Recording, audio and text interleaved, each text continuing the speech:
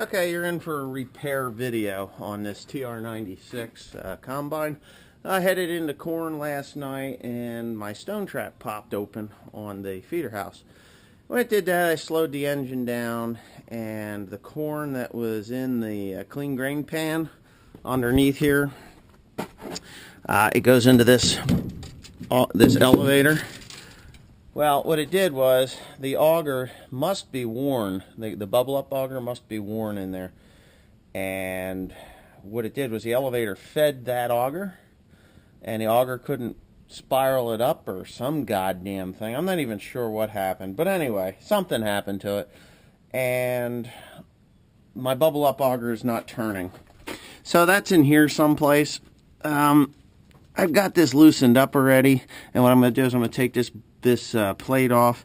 I've already, oh Jesus, I've already cleaned this out once. A little bit of dirt in there from the soybeans. If you know anything about soybeans, when you're cutting that close to the ground, dirt does build up on these things.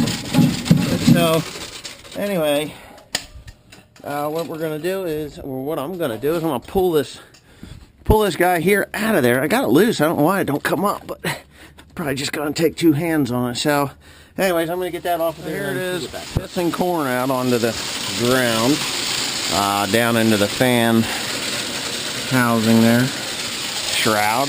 Not entirely sure what is in there, but I think we're gonna end up pulling the top out, just to the auger out the top, to see whether it's this. Okay, so we got a mess. We've got the auger out of the bubble up hole there where the elevator fills it, and now I have this bullshit. The gearbox is completely apart. You can see daylight up there. Apparently the seal is out, which is causing Timothy to do nuts stuff. No, not really. Anyway, some wonderful person here, and it was not me, has welded this shaft to, now we're going to leave it on there, Tim, has welded this shaft to the bubble up auger. So we have a gear issue. We cannot get the gears to mesh. So what we're going to do is probably end up rebuilding this thing, but not today. I'm going to try and Afro-engineer it to work. So anyway, keep you apprised of the situation as it goes on. Alright, so it's day 2 here. Day 2. Yeah, here's the old gearbox laying here on the ground. Like I said, that it was so full of shit, that gasket there, that seal is not even in there. It ate it. So that one's junk, but we're in luck, because yesterday, Saturday, I took off to a place called Kiter's Farm Machinery. They deal in nothing but combines and combine parts. So, used combine parts, let's put it that way. They don't do anything new. They do have some pretty decent machines there, so if you're looking for a decent used combine, you can get it there. But anyways, they had a used gearbox. It was in a TR96. And it was almost locked up because of that. Well, it was in a combine for many years, and the water just sitting outside. The water runs right down this bubble up auger, so the water runs in there. But anyways, I got it all freed up. It wasn't they freed it up. It was just a little bit of crap in there, and I ran Lucas oil in through the gearbox, through the grease zerk there, and got her all loosened up, and all the rust and everything came out, and it's all good. So yeah, Timothy just got it mounted back up in here. Now we were afraid that this shaft was welded in here on this bubble up auger. So I thought, you can see I just re-welded it. Now there's a lot of dirt and stuff in there, that's why you got that Swiss cheesing effect there. But what I realized was that no, this thing actually was not welded in there. And I don't like the fact that it's loose like that, but it is. And there's nothing that you can really truly do about it. So what I'm going to do is I'm actually going to put an O-ring on this right here. Not on this shaft because I got a new shaft, but on the new shaft or the new gearbox, I'm going to just set an O-ring on top of that thing, or maybe 2 of them, and stick that in there. And then this has a grease zerk there.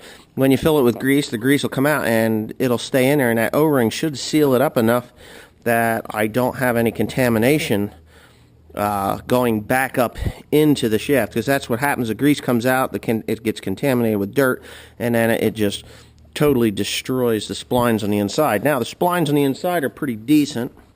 I have a drop light here, I think, that Timothy's got. The splines in there are not bad at all. So, I don't know if you could see them. Yeah, but the splines are good. So, what I was in the process of doing was actually cutting this out. I thought that the shaft was welded solid in there, so I cut this off, and then I cut this off, and then I realized, you know what, that's a weld-in sleeve that New Holland actually, you can buy that as a replacement if your bubble up is okay.